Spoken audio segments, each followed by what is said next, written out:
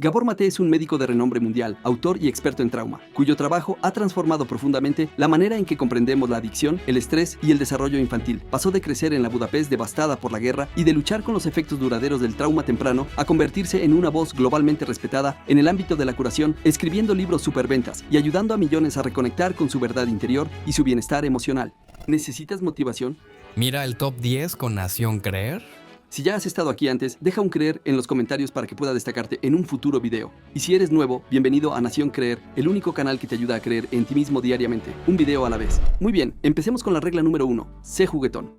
Hay un libro escrito por una enfermera de cuidados paliativos en Australia, y yo trabajaba en cuidados paliativos. Y se llama Los 5 mayores arrepentimientos de personas moribundas. Y ella habla con gente que ha muerto antes de su hora, ¿sabes? Generalmente de cáncer. Uno de los arrepentimientos es que trabajaron demasiado, no se divirtieron lo suficiente. La capacidad de juego es una parte inherente de nuestros cerebros. Todos los mamíferos juegan. Los osesnos juegan, los cachorros de león juegan, los perritos, los gatitos, todos ellos juegan. Estamos programados para el juego. ¿Por qué? Porque el juego es esencial para varias cosas. Primero, es esencial para el desarrollo cerebral. Es mucho más importante para el desarrollo cerebral que el aprendizaje académico. Hablo científicamente, ¿sabes? A nivel fisiológico del cerebro. Así que el juego es importante. El juego también es importante para formar relaciones. Porque en el juego puedes como forcejear un poco, pero en realidad no están siendo enemigos. Así es como te haces de amigos. Por eso, jugar es fundamental. Winnie the Pooh, que es uno de mis libros favoritos de toda la vida. ¿Por qué es de tus ¿Sabes libros qué? favoritos de siempre? Vaya, es tan lleno de vida y de juego. Pero al final del todo, y sé que estás casada con Chris Robbins, que es Christopher Robin, ¿sabes? Quiero decir, en fin, hay un pasaje al final del libro, Winnie the Pooh, donde Christopher, el niño, por cierto, él y su padre tuvieron una relación terrible, lo cual es otro tema completamente distinto. Estoy hablando del Christopher Robin de la vida real, pero el Christopher Robin de ficción. Ese personaje ya está creciendo y ahora le toca ir a la escuela, lo que significa que ya no podrá jugar con sus animales. Y él está intentando explicarles esto a todos estos animales, incluyendo a Winnie el oso. Y el libro termina con esta declaración que parafrasearé donde dice, se marchan caminando juntos, tomados de la mano. Y el libro concluye diciendo, pero hagan lo que hagan y a cualquier lugar que vayan dentro del bosque encantado, el pequeño niño y su osito siempre estarán jugando juntos. Y ese pasaje, de adulto, me conmovería hasta las lágrimas. Porque cuando yo era apenas un niño pequeño, ¿sabes? Cuando era un bebé, nadie jugaba conmigo. Mi madre estaba demasiado aterrorizada y deprimida como para poder jugar conmigo. Y los niños... Cucú, el juego empieza tan temprano. Es esencial para nuestra salud mental. Es esencial para nuestro desarrollo cerebral. Así que hay gente pobre que mira hacia atrás en sus vidas y dice, ojalá hubiera jugado más. Jugar es simplemente esencial. Y tengo que decir que una de las cosas que ha mantenido nuestro matrimonio durante 55 años es que jugamos muy bien juntos. Y solo estamos jugando todo el tiempo, cuando no estamos peleando, lo cual, por cierto, ya es cosa del pasado. No hace mucho, pero ya no está. Así que el juego es simplemente esencial. La regla número 2, pide ayuda. ¿Has visto este libro de este británico llamado Charlie Mackesy, titulado El niño, el topo, el caballo y el zorro? Es uno de esos libros infantiles que son para adultos, que es para adultos. Son, en su mayoría, ilustraciones. Es un ilustrador maravilloso. El niño, el topo, el zorro y el caballo. Es un best-seller internacional, así que millones de copias. Entre sus 4 amigos, el caballo es el más sabio. Y en algún momento le preguntaron al caballo, ¿cuál es la cosa más valiente que has dicho? Y el caballo dice, ayuda. Ahora la gente se siente avergonzada de sí misma. Ni siquiera se atreven a pedir ayuda. Así que la vergüenza es debilitante. Regla número 3, descubre el origen del problema. Muchas personas están enfrentando desafíos. Muchas personas son muy exigentes consigo mismas. Mucha gente piensa que tienen algo mal consigo mismos. Mi entendimiento fundamental y lo que he aprendido a lo largo del tiempo es que, en el fondo, nadie tiene nada mal, que todo lo que estás enfrentando llegó por una razón. Eran adaptaciones, o bien eran respuestas a situaciones complejas y difíciles. Y cuanto más profundamente puedas llegar a entender de dónde surgieron tus problemas, e incluso cuando sientes esa negatividad en ti mismo, y la vergüenza, y el autoodio, y la autocrítica constante y ese perfeccionismo que experimentas, que en realidad eran respuestas a algún tipo de experiencia de vida. Y que fundamentalmente no había ni hay nada malo en ti. Y esas cosas se pueden analizar, y puedes entenderlas, y puedes transformar eso, y realmente convertirte en quien eres. Eso está a tu disposición, está disponible para todos. Así que nadie es un producto dañado. Regla número 4. Pregunta por qué el dolor. Muchas personas todavía creen en Irlanda y en el mundo que la adicción es una elección, lo cual es una locura. Lo que es probablemente la población más adicta del mundo occidental se encuentra en el Downtown Eastside de Vancouver. Es una zona donde tenemos a miles de personas adictas, inyectándose, inhalando, ingiriendo todo tipo de drogas, y todo tipo de drogas por las llamadas razones que sean. Hay una especie de congregación de esa gente en esa zona de Vancouver, y trabajé con ellos por 12 años, y he lidiado con adicciones. Aún no he conocido a nadie que dijera, me desperté una mañana, y dije, oye, mi ambición es convertirme en adicto. Simplemente no pasa así. Lo que sucede es que las personas tienen un dolor que quizás ni siquiera se dan cuenta de que lo poseen, pero hay una sensación de incomodidad. Luego se involucran en un comportamiento, ya sea pornografía, y de repente se sienten vivos, o consumen heroína como tú lo hiciste, y sienten calidez y amor por dentro. Naturalmente quieren más. Pero dado que mi mantra es, no preguntes el porqué de la adicción, pregunta el porqué del dolor, ¿quién elegiría sentir dolor?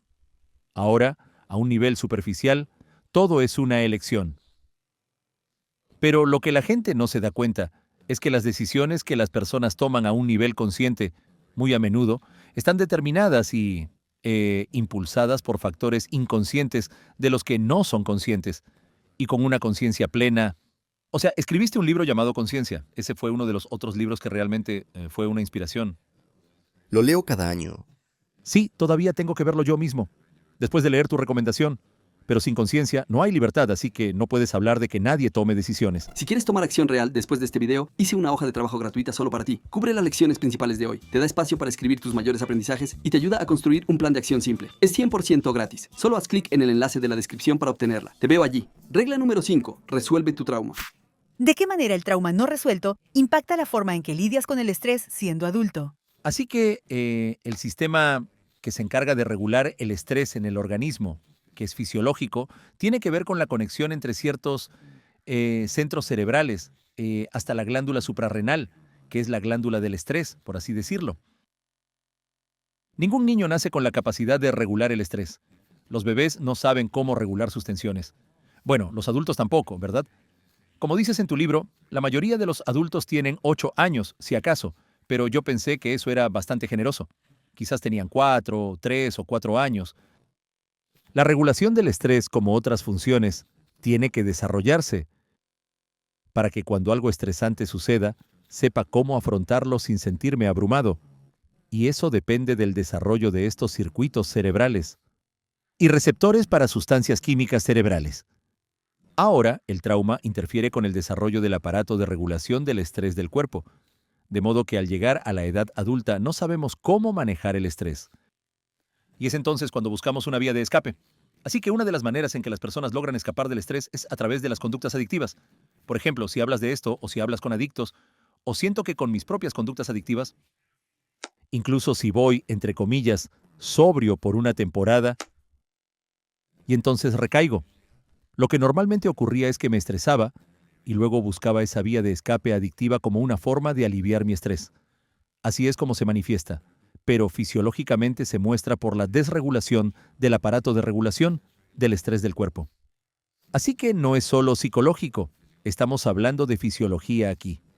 Y se han realizado estudios en animales de laboratorio, donde la forma en que la madre cuida a esa cría de rata en los primeros días de vida tendrá un impacto significativo en la capacidad de la rata adulta para manejar el estrés. Y si tomas las ratas, por cierto, cuyas madres no las atienden adecuadamente, y las colocas con madres que sí lo hacen, sus cerebros se desarrollan de forma normal. Así que no es un efecto genético. Es lo que se conoce como un efecto epigenético. Es el entorno actuando sobre los genes. Por eso volvemos a tu punto original. Ningún ser humano es un caso perdido. La buena noticia es que si puedes reconocer que tu respuesta al estrés y a situaciones traumáticas y emocionales abrumadoras, es algo que puedes identificar y cambiar, ahí es donde está la oportunidad para sanar y resolver el trauma. Absolutamente. Y sobre todo si empiezas por reconocer que la culpa no es tuya. No hay absolutamente nada de malo en ti. La regla número 6 es, comprende la definición de adicción. Lo que leo sobre tus cosas, lo que veo sobre tu contenido, es que mucha gente se encuentra perdida a causa de traumas, y esos traumas pasados provocan ciertas adicciones o ciertos comportamientos. Sí, y también rutinas que quizás son adicciones saludables, o adicciones que no lo son, pero parece que la mayoría son adicciones poco saludables. ¿Puedo interrumpir justo ahí? Sí, por favor. No hay tal cosa como una adicción saludable. Si es saludable, no es una adicción. Si es una adicción, no es saludable. Hay pasiones, hay hábitos que son saludables, pero no son adicciones. Yo lo defino así. ¿Cómo hacer ejercicio? Bueno, eso puede ser una adicción o puede ser saludable. Por ejemplo, comer puede ser algo muy saludable o, por el contrario, podría convertirse en una adicción. Defino la adicción como cualquier comportamiento en el que una persona encuentra un placer o un alivio temporal y, por lo tanto, siente un fuerte deseo por ello. Pero luego sufre consecuencias negativas y no puede dejarlo. Así que si estás sufriendo consecuencias negativas, entonces busca alivio, placer a corto plazo. Un perjuicio a largo plazo, la incapacidad de dejarlo, eso es precisamente lo que es la adicción. Ahora bien, si tienes un comportamiento que se mantiene en el tiempo pero no conlleva consecuencias negativas, entonces no es una adicción, es una pasión, es un placer, un hábito. Así que es un hábito saludable. Sí, es un hábito saludable. Así que para mí no es una adicción. Y además, un hábito saludable, una persona, si ya no le funciona, puede dejarlo. Así que para mí, no hay ninguna adicción que sea sana. No existe ninguna adicción que sea saludable. La palabra adicción proviene de un término que significa esclavitud. Así que no existe una esclavitud saludable. Interesante. Entonces la adicción, ¿cuál es la raíz de la adicción? ¿La palabra?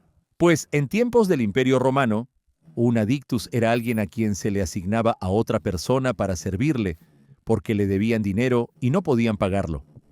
Era como un esclavo por contrato que tenía que saldar la deuda con su trabajo. Así que de ahí es de donde realmente viene la palabra. Es la esclavitud. Es una forma de esclavitud. O sea, si eres adicto a algo, ¿eres esclavo de ese ansia, de esa cosa? Absolutamente. No tienes ninguna opción. Un esclavo no tiene ninguna opción. Regla número 7. Ten el valor de ser tú mismo. Si siempre me esfuerzo por ser un chico agradable para que me aprecies, pero por dentro estoy sintiendo todas estas emociones que no estoy compartiendo contigo. Eso es bastante solitario, aunque puede que te guste porque te estoy mostrando este lado agradable de mí mismo. Claro, ese no soy yo. Se hizo un estudio en Australia. Yo trabajaba en cuidados paliativos como médico cuidando a personas moribundas. En Australia hubo una enfermera de cuidados paliativos que escribió un libro llamado Los 5 arrepentimientos principales de las personas moribundas. Eran personas que morían antes de tiempo, como las que yo cuidaba, de cáncer o enfermedades neurológicas crónicas. ¿Sabes cuál era el mayor arrepentimiento de la gente moribunda? Que no tuvieron el valor de ser ellos mismos. Y el tercer mayor arrepentimiento fue no haber tenido el valor de expresar sus emociones. Fingían estar felices cuando en realidad no lo estaban, y así sucesivamente. Entonces, la pregunta para el resto de nosotros es, ¿queremos esperar hasta que una enfermedad terminal nos despierte? ¿O deberíamos simplemente confrontar el hecho de que, de muchísimas maneras, tenemos miedo de ser auténticos? Porque nos aterra tanto la idea de ser rechazados, y cuando éramos niños no teníamos mucha elección. ¿Cómo adultos podemos desarrollar la libertad de ser quienes realmente somos? Regla número 8. Concéntrate en el presente. Pienso que a veces las personas se quedan tan estancadas en sanar su pasado, y eso se convierte, por así decirlo, en el objetivo principal de su existencia, que no prestan atención al futuro en absoluto, que es en lo que verdaderamente necesitan esforzarse para superarse a sí mismos. En realidad no. No se trata de trabajar en el futuro o en el pasado. Se trata de trabajar en el presente, porque la clave es esta. El trauma no es lo que nos sucedió. El trauma es lo que ocurrió dentro de nosotros como resultado de aquello que nos sucedió. Por razones que explico en el libro, recibí el mensaje en el primer año de mi vida de que no era deseado. ¿De acuerdo? El trauma no es la guerra y el genocidio en medio de los cuales pasé mi primer año. Eso no fue el trauma. Esos fueron los eventos traumáticos. El trauma fue la herida, que era mi creencia de que no era deseado y no soy digno. Ese es el trauma. Pero esa es la buena noticia, porque si el trauma fue lo que me pasó, eso fue hace 78 años. Ya está hecho y terminado. No puedo cambiar el pasado. Nunca dejaré de haber nacido como un bebé judío bajo la ocupación nazi. Lo que sea que te haya pasado a ti, eso nunca dejará de haber ocurrido. Pero si el trauma es mi creencia de que no soy digno, puedo sanar eso en el presente, y al sanar el presente, entonces no se trata de cambiar el pasado, se trata de cambiar tu relación con el pasado en el momento actual. Así que podría estar amargado, y créanme que lo he estado, por la muerte de mis abuelos en Auschwitz. Podría estar amargado por mi infancia, y créanme que lo he estado. O podría estar muy agradecido de haber sobrevivido y de haber podido dedicarme a un trabajo y a relaciones que han sido tan significativas para mí. Pero todo depende del ángulo desde el que lo mire. Mientras lo vea desde un ángulo traumático, solo estoy amargado y desanimado. No puedo cambiar el pasado, pero puedo cambiar el presente. Ahora, no hace falta decir, no te estoy dando una fórmula, solo te estoy contando mi historia personal. Si pudiera ver este mundo, y, por cierto, en un mal día aún no lo hago, pero sí puedo ver este mundo como un mundo en el que hay un lugar para mí, en el que puedo encontrar sentido y amor, mi futuro es muy diferente. Así que es en el presente donde debemos trabajar. Necesitamos trabajar en qué creencias y estados corporales tenemos en el presente que nos limitan. Si nos ocupamos de este presente, el futuro se encargará de sí mismo. La regla número 9. Expresa tu enojo. La supresión, la represión de la ira saludable es un factor de riesgo importante para el desarrollo de enfermedades. De hecho, esto suprime el sistema inmunitario por razones que les explicaré más adelante. Así que, en realidad, podríamos decir que existen fundamentalmente 3 maneras de abordar el enojo. Una es reprimirlo como hizo esta mujer.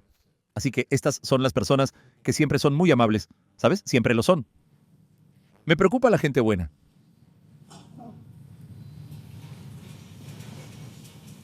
La otra alternativa es ceder ante ella y manifestarla, es decir, explotar en ataques de ira. Eso tampoco es saludable. La primera, la represión de la ira, conduce a enfermedades autoinmunes y al cáncer. Cuando estás furioso todo el tiempo, eso aumenta tu riesgo de enfermedad cardíaca y derrames cerebrales. Así que, en el periodo posterior, los estudios han demostrado que tras un episodio de ira, tu riesgo de ataque cardíaco se duplica durante las siguientes 2 horas. También está la expresión saludable del enojo, o el procesamiento saludable de la ira, que la mayoría de nosotros no sabemos cómo hacer. O hacemos lo uno o hacemos lo otro. Te hablaré de la ira saludable más tarde, pero cómo manejamos la ira tiene un efecto crucial en nuestra salud. Y este tipo escribe, ¿sabes? Ella no tenía ego. Simplemente se mezclaba con el entorno de una manera modesta. Y se supone que esto es algo bueno. Ahora mi esposa se llama Rae y es artista, y es una de sus pinturas la que proporcionó el detalle aquí en la portada, y la combinación de colores para la portada de este libro. Y a veces le digo a Rae, ¿sabes? Llevamos casados 42 años. Le digo, bueno, ¿por qué no puedes mezclarte con el entorno de una? ¿De un modo que no llama la atención? Pero Rae ha hecho su trabajo psicológico, ha leído mi libro y, además, ha visto los estudios. ¿Sabes? Hubo un estudio hace solo 4 o 5 años que se presentó en una importante conferencia médica. Estudiaron a 1,700 mujeres a lo largo de un periodo de 10 años, y durante ese mismo periodo de 10 años, de entre todas estas mujeres, aquellas que estaban infelizmente casadas y que reprimían sus sentimientos, tenían 4 veces más probabilidades de morir que aquellas que, aunque también estaban infelizmente casadas, sí expresaban sus sentimientos. Así que el problema no era un matrimonio feliz o infeliz. La cuestión era si la mujer se expresaba o no lo hacía. Así que, cuando llego a este punto de mi charla, esto me permite tranquilizar a los hombres de la audiencia, que la próxima vez que piensen que su esposa es una... deberían alegrarse. Y la regla número 10. La última antes de un clip extra muy especial es aprende a decir no. Antes de tu despertar y de ese viaje de transformación que emprendiste o que iniciaste en algún momento de tu vida, ya en tus 40, ¿qué tan fácil te resultó decir que no a las expectativas de los demás? Oh, no podría. ¿Así que no pudiste decir que no? De acuerdo. Así que le hago a la gente esta pregunta. ¿En qué parte de tu vida te cuesta decir que no? Y se manifiesta en 2 áreas, el trabajo y la vida personal. Así que no pudiste decir que no. La segunda pregunta que les hago a las personas entonces es, ¿cuál fue el impacto en ti de tu dificultad para decir que no? Es agotador. No me gusta mi propia forma de comportarme. Pues sí, entonces es esta vergüenza. Falta de control. Pérdida de control. Por cierto, La ira. Culpar a los demás y hacerlos responsables de mi incapacidad para decir que no. pérdida, exacto. Y la pérdida de control. es uno de los factores desencadenantes más importantes del estrés. A propósito, según la literatura especializada. Bueno, eso tiene sentido porque tenemos una necesidad biológica profundamente arraigada de seguridad, Exacto. lo que intentamos lograr controlando todo y a todos a nuestro alrededor. Solo porque aprendimos en la infancia que si no, no habría seguridad. Si hubiéramos aprendido que existía la seguridad, confiaríamos mucho más en el mundo y no necesitaríamos controlar. Así que nadie es un obsesivo del control. Nadie nace siendo un obsesivo del control. Es un rasgo adaptativo, eso es lo que es. Déjame contarte sobre una amiga mía que vive en Calgary. Su nombre es Shannon Duke. Y Shannon, en este momento, tiene 48 años de edad. Cuando ella tenía apenas 37 años, le diagnosticaron un cáncer de mama en etapa 4. Ahora, esta etapa 4 significaba que el cáncer ya se había propagado a sus huesos para el momento en que fue diagnosticado. En ese momento tenía 2 hijos pequeños, de 1 y 3 años, y estaba casada con un empresario adinerado. Ella misma era una ejecutiva de muy alto rendimiento para Microsoft en Calgary. Y entonces la diagnostican. Tenía la vida perfecta, el matrimonio perfecto, el hogar perfecto, por supuesto. Y entonces la diagnostican. Y sana físicamente, ya sabes, en forma. Siempre comía bien. Luego le diagnostican cáncer de mama en fase 4.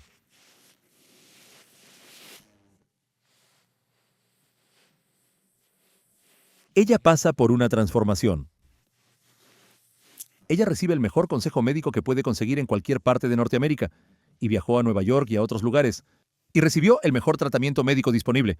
Y a raíz de eso, le pronosticaron solo 1 año de vida, ya que ese era el pronóstico para un cáncer en estado 4. A pesar del tratamiento médico, las probabilidades son de que mueras en 1 año. Hace 1 año, en febrero, justo ahora hace 1 año, Shannon viajó al Valle de Napa, en California, con algunas de sus amigas, y allí celebraron su 10º año de supervivencia y también su cumpleaños número 47. Y la transformación que ella experimentó fue la siguiente, que cuando recibió el diagnóstico y comenzó a prestar atención, se dio cuenta de que, en realidad, su vida no había sido realmente suya, porque había sido víctima de abuso sexual cuando era niña. Y su reacción ante el abuso fue, por supuesto, como muchos niños lo experimentan, no puede ser culpa de los adultos, es mi culpa. Así que si esta cosa tan terrible me pasó a mí, debo ser una persona muy mala. Así que tengo que ser muy buena para compensar. Así que eres la hija buena que no comenta nada al respecto, que no agita las aguas. La buena empleada, la buena estudiante, la buena esposa que no habla de los problemas de adicción del marido, porque eso, de nuevo, agitaría las aguas. Y cuando la diagnostican y decide que quiere vivir, dice, al diablo con toda esta perfección y bondad. Y ella confronta a su familia de origen por el abuso que había sufrido. Y ella confronta a su esposo y empieza a vivir una vida auténtica. Y deja el trabajo, por cierto, que no iba con ella. No reflejaba realmente quién era ella. Ahora, 11 años después, el cáncer todavía está en sus huesos, pero está completamente inactivo. Pero ella sabe que si quiere seguir viva, necesita ser auténtica. Estoy convencido de que muchos de estos problemas pueden revertirse. Yo no estoy prometiendo una cura aquí a nadie, pero Shannon realmente emprendió un profundo viaje personal y ella continúa trabajando en ello cada día. Y ella practica sus prácticas espirituales, las cuales ignoró todos esos años, y se presta atención a sí misma y sigue depurando. Y ella es la imagen de la salud. Ella y yo, en ocasiones, impartimos talleres juntos, así que existen maneras de lograrlo, pero requiere de un gran compromiso. Y por supuesto, esto podría amenazar las relaciones de apego. Así que siempre depende de ti. Y felicidades, estás un video más cerca de quien estás destinado a ser.